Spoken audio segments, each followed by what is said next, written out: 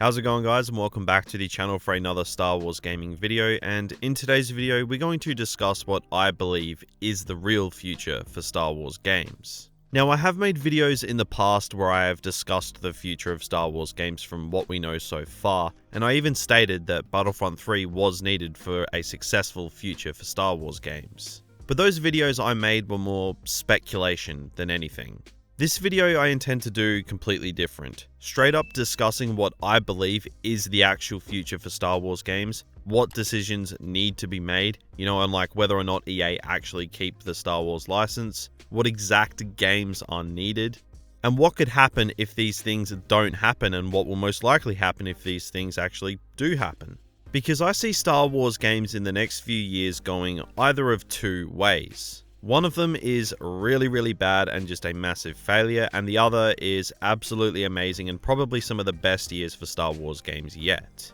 I really don't think that there's going to be much middle ground there. So we're of course going to dive deep into that and put out the hard-hitting questions, no beating around the bush with it today. Now, before we get into all of that, be sure to comment below what Star Wars game you want to see the most, and be sure to follow me over on Twitch for Star Wars gaming streams and other games as well. We will be live when this video goes up, and we're having a ton of fun over there, and it would be great to have you there, so come join us and let me know in the chat if you came from this video. And while you're at it, be sure to subscribe to this channel for all your Star Wars gaming news, updates, and discussions. But now, with that shameless promo out of the way, let's dive into the video.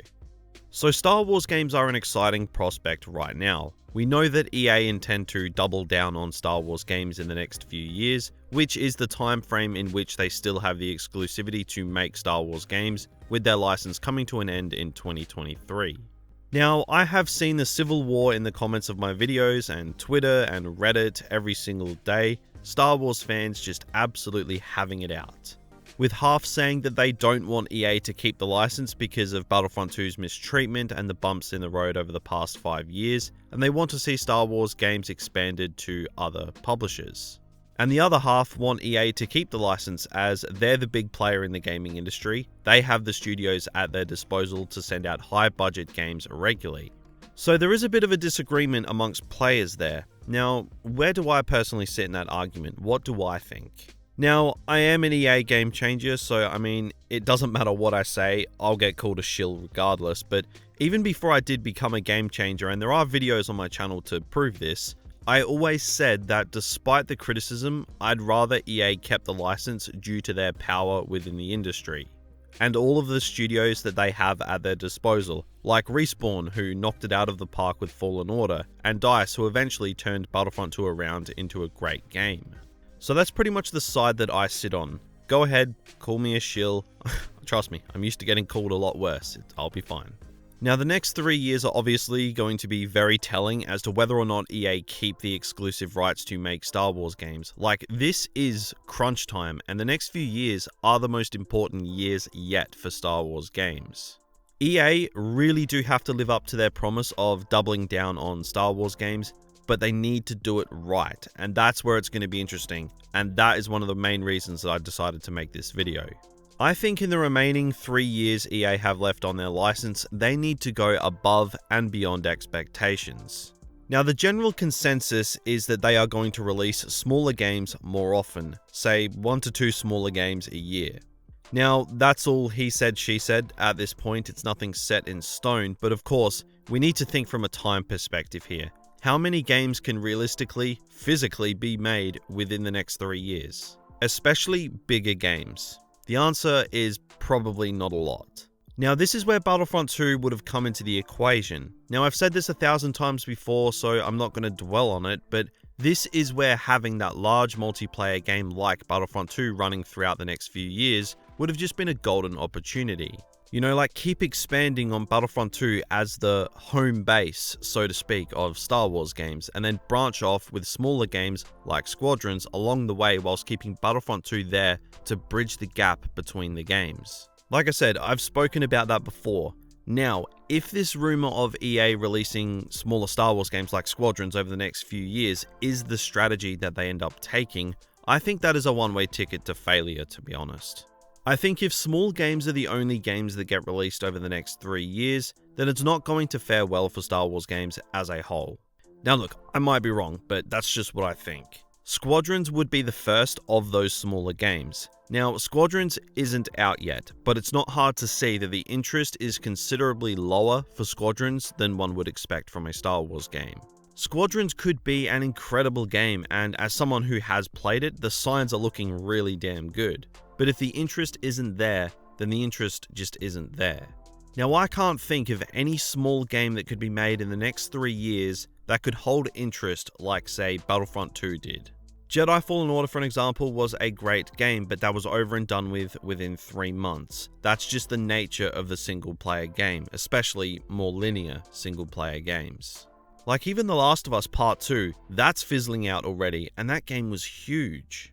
I think EA need to think more like Rockstar when it comes to their big releases that, isn't Fallen Order 2. Grand Theft Auto 5 was a single-player game, sure, it was over and done with quick enough, but what makes a game stupidly popular is the multiplayer aspect for players to latch onto and keep coming back. That way you can keep building the player base. Grand Theft Auto 5 came out in like 2013 and the game is still massive because of the multiplayer aspect with continual content. Now I know GTA may be a special case, but it doesn't take a genius to see that live service multiplayer games are what keeps games popular and what keeps the player base engaged and coming back. But delivering small games sporadically with big bridges of time in between is a surefire way to see your potential player base move on to other things and just get bored.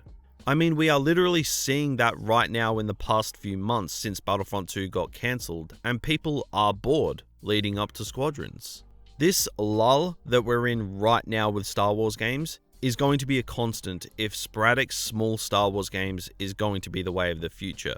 It is just a complete no-brainer to me that the real future for Star Wars games lies within the live service multiplayer department. No more, no less. Now, I know a lot of people want, like an Old Republic single-player RPG, and yeah, like I do as well. Absolutely. The game that I want the most is an open-world game set in the Clone Wars playing as a Jedi, so that's not even a multiplayer live service game, but that's what I want the most, so I'm not trying to take bias into consideration here. Because I really do think that Star Wars games as one big umbrella is just going to fare better if there is some form of live service multiplayer Star Wars game running alongside these smaller releases. Now, this doesn't necessarily have to be a Battlefront 3, although I do think that's a good option, or hell, even bring Battlefront 2 back. But I don't think a niched multiplayer game like Squadrons is the ideal way to hold the Star Wars player base together. The game is just too small for that. It's a $40 game, and you can't expect that to carry the load that Battlefront 2 did. And I mean, the plan for that game is to just be complete and finished upon release with no DLC, which is great. Even though it's not entirely ruled out, as you never know what may happen. But I must say, one thing that I think is going to be incredibly important when it comes to the future of Star Wars games is there needs to be a roadmap for future games. I think that a roadmap for the upcoming games would do wonders for the player base. Now, the reason I say this is because, again, think of Star Wars Squadrons. It only got its proper reveal like 4 months before it came out. Before its trailer dropped, it was nothing more than a rumored flight sim game. There wasn't any build up for it. It just kind of got confirmed overnight and then revealed overnight.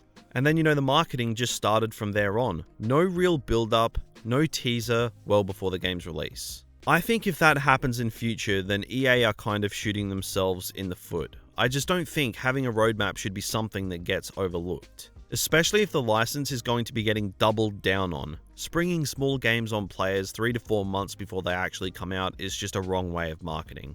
Like, you just need to build some hype. Like, remember the first look we got for Battlefront 2015, like 2 years before the game came out in 2013? Like, that built hype. That kept eyes on the game and it gauged a lot of interest. As opposed to doing what was done with Squadrons, you can relate it to when Battlefront 2 had a roadmap as well versus, when it didn't. Without the roadmap for the DLC, you didn't know what the hell was going on with Battlefront 2 and it was a pretty crappy time.